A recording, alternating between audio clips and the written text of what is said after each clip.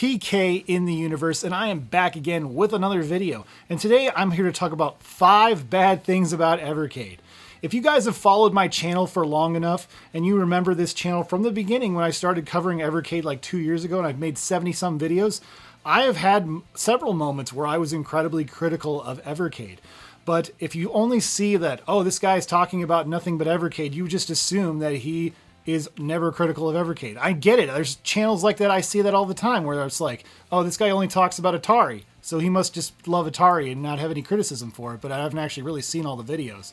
So I wanted to make a video that, you know, displays and shows maybe some different perspectives on, things not necessarily that Blaze can even improve on, but that people just have different personal preferences and different perspectives. And I kind of want to play devil's advocate with this video and show, hey, there's actually some good points people make, even if we don't necessarily agree with every point they make. So let's get right into these 5 things. Here we go. The limited game library. Now I bet you guys are thinking, PK, there are 400 games that you can play on Evercade, and there are 50 cartridges. Is that really not enough?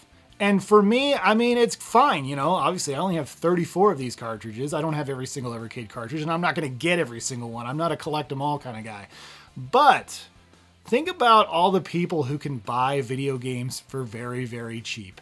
There are countless, endless numbers of games. There are millions of games you can buy for cheap in all kinds of different places.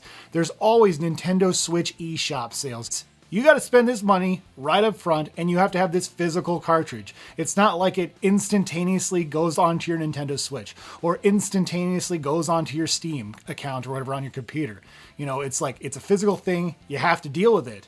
And, it's cool though. I love it. I love that aspect of it. I love opening up a case, like it's a cartridge and there it is and there's an instruction manual. Awesome. It's a cool feeling.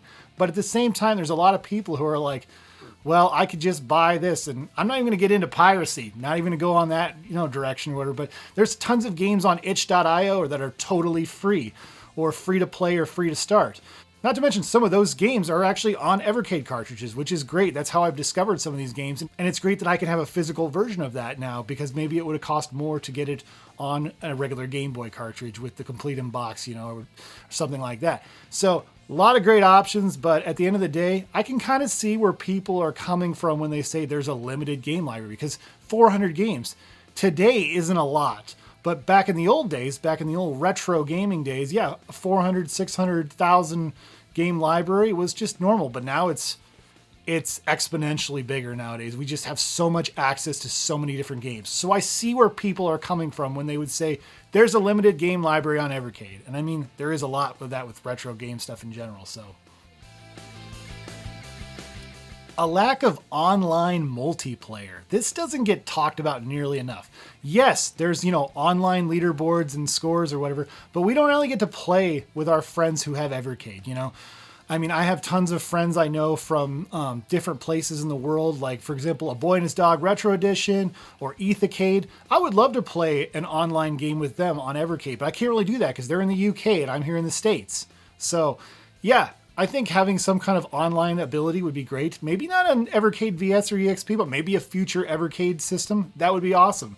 Because yes, we all love to play old school and retro games and indie games, but it'd be great if we could play some of these games together. And I think that's not the most unreasonable thing to want, honestly. And I think a lot of people that might be like, I don't know. I don't think I'm interested in Evercade if I only can do couch co-op or on the go. So I see where people are coming from with that. Funny, I mentioned too the Evercade VS and the Evercade EXP. These things were made a couple of years ago, honestly, or a year ago with the EXP. So this technology is pretty dated, obviously, and it's pretty low power, especially even compared to something like the Nintendo Switch. So I can see people from the outside looking in and being like, this stuff, it's kind of expensive for what it is, even though it uses a very specific proprietary licensed cartridge. But on the other hand, it's like I could go buy a Nintendo Switch for an extra $50. Or if somebody's just an all, portable gamer only, I can see why somebody grab a Switch Lite over an EXP, or maybe a used one. But I mean, you can buy an Evercade EXP used, or you can just get a regular Evercade too. There's a lot of different options. And I've said it in the past. I've said this in a video, actually. I said, you know what? I don't really have any interest in buying an Evercade EXP. Now, I've always kept my foot lightly in the door, but I don't know. I mean, at the end of the day, I have an OG Evercade. I have an Evercade VS. I have a purple Evercade. I have the Super Pocket. Do I really need another way to play Evercade games portably? So I can see where people would be coming from when they say this technology's dated. I mean, heck, the Nintendo Switch is dated too, but obviously it sold gangbusters, so it's not always about technology, but people do like power. And there's a lot of powerful systems that are a similar size. I don't really feel like Ambernick stuff truly competes with Evercade because, there's no licensed cartridges involved. So to me, that's a different audience.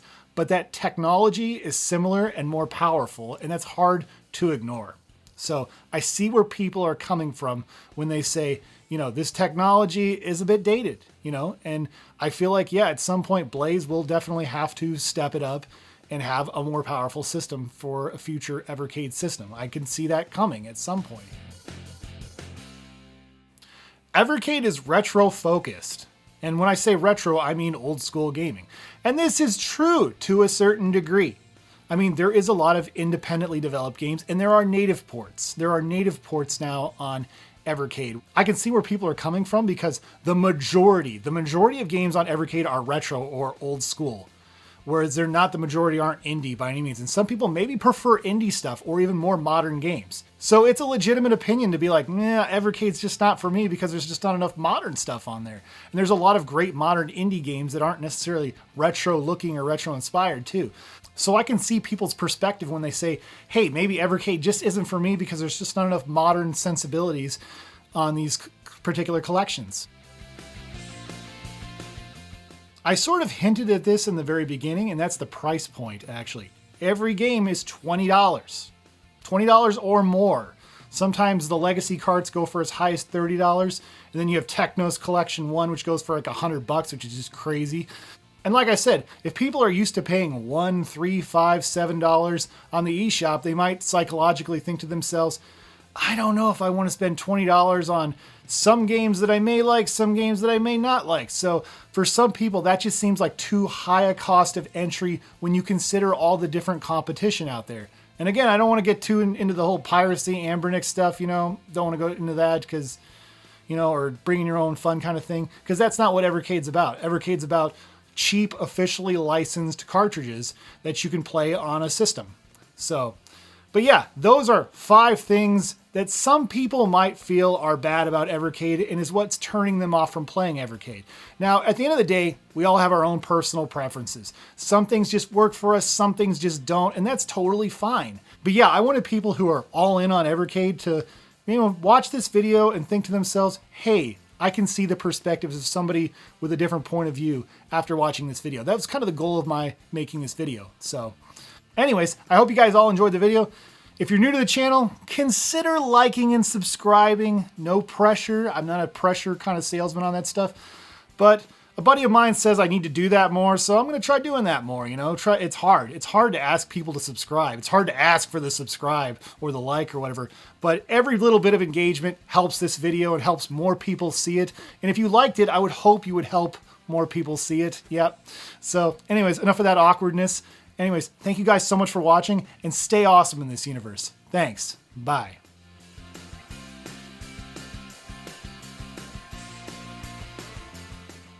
If you stayed for this long, please comment with peanut butter cracker. Thanks.